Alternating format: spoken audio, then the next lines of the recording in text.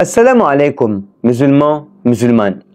Tu penses prier comme le prophète Muhammad sallallahu alayhi wa sallam?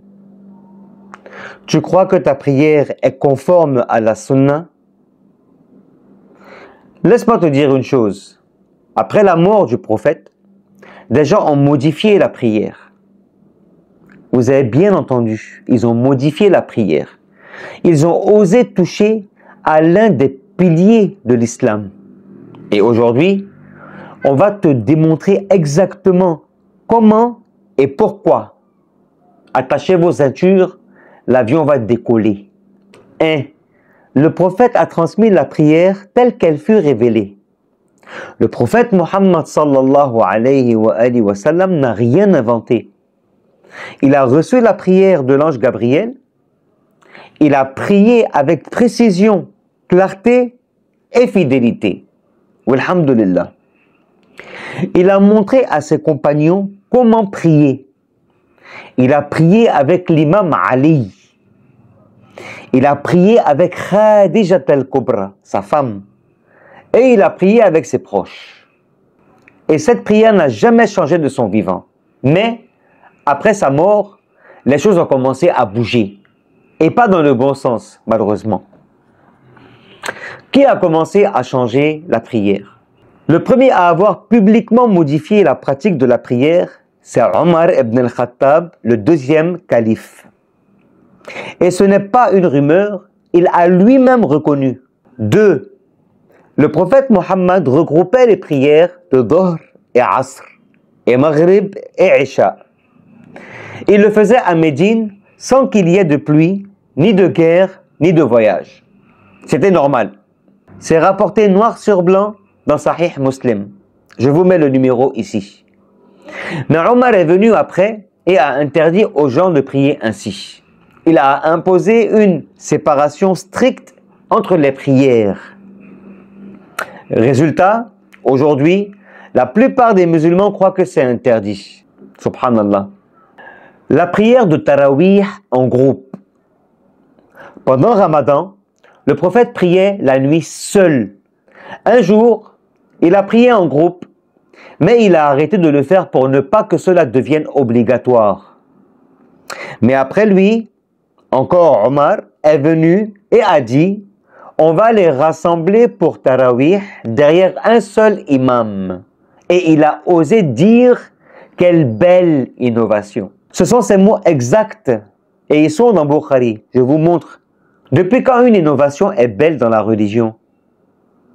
Qui t'a autorisé, toi, Omar, à changer la pratique du prophète Muhammad sallallahu alayhi wa sallam? Et pourquoi aujourd'hui on dit que Tarawih en groupe est sunnah, alors que le prophète l'a évité? Ensuite, la suppression de la mention Ali Muhammad dans le tashahhud. J'ai fait une vidéo hier, allez-y la regarder. Le prophète disait dans sa prière: Allahumma salli ala Muhammad wa Ali Muhammad. Il a même dit: ne priez pas sur moi comme on prie sur un messager incomplet. Ma vidéo est postée hier, allez vérifier. Dites Allahumma salli ala Muhammad wa Ali Muhammad. Mais après lui, certains ont réduit cette formule. D'autres l'ont carrément supprimée dans la prière, subhanallah. À ce point, vous aimiez le prophète Muhammad pendant qu'il était vivant, au point d'aller modifier les prières? On t'a fait croire que prier sans mentionner Ali Muhammad, c'est normal. Alors que c'est une trahison, une hypocrisie claire de la sunna prophétique. Et je vous ai mis les preuves dans ma vidéo d'hier. Le changement de posture pendant la prière, ça c'est encore un autre phénomène. Le prophète Muhammad sallallahu alayhi wa sallam priait avec les mains le long du corps. Mais après lui, les gens ont imposé de prier en croisant les bras sous le nombril ou sur la poitrine. D'où ça sort? Du prophète? C'est faux. C'est une invention venue après. Une façon d'uniformiser les pratiques sous l'autorité politique et non pas religieuse. Donc vous aimez tellement votre prophète qu'après son départ, vous décidez de tout changer pour ne pas que les gens sachent que le prophète Mohammed demande à ceux qu'on prie sur lui et sa famille, c'est-à-dire pour l'éteindre complètement et prendre sa place, subhanallah.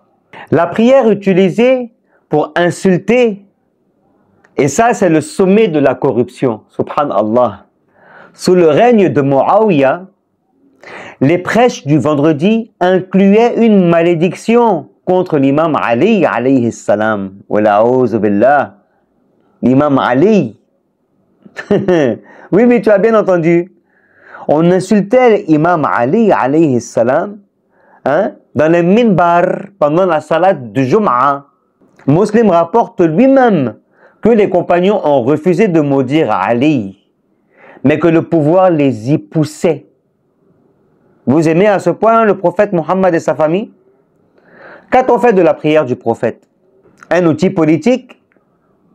Un espace pour insulter ses proches? Est-ce ça la religion que le prophète Mohammed sallallahu alayhi wa sallam a laissée? Les chiites, gardiens de la salat authentique, face à tous ces changements, les chiites duodécimains ont gardé la prière telle que transmise par l'imam Ali alayhi salam. Lui-même formé par le prophète Mohammed sallallahu alayhi wa sallam jour après jour, geste après geste. Aucune innovation, aucune modification, aucune falsification. Il regroupe les prières comme le faisait le prophète. Il prie les mains le long du corps. Je prie les mains le long du corps, comme lui. Je récite le tashahhud complet avec Ali Muhammad. Et je refuse d'insulter quiconque dans les sermons. Et surtout, je considère la prière comme un acte sacré, pas un outil de domination politique. Aujourd'hui, beaucoup croient suivre la sunna. Mais en réalité, ils suivent les décrets de certains hommes, pas du messager d'Allah. Le prophète Mohammed sallallahu alayhi wa sallam a dit: je vous ai laissé deux choses, le livre d'Allah et ma famille. C'est auprès d'eux que tu trouveras la vérité. Pas chez ceux qui disent quelle bonne, quelle belle innovation. Wala'ouz billah. Pas ceux qui interdisent ce que le prophète faisait. Pas ceux qui ont utilisé la prière pour faire de la politique. Question. Dites-moi sincèrement, mes frères. Est-ce que tu pries comme le prophète Mohammed sallallahu alayhi wa sallam ou comme ceux qui sont venus après le prophète Mohammed sallallahu alayhi wa sallam? Mettez en commentaire. Abonne-toi pour recevoir plus de vérité qu'on ne t'enseigne ni à l'école, ni à la mosquée, subhanallah.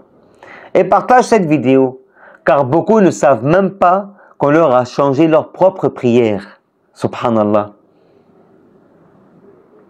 À bon entendeur, sa ligne. Salam alaikum.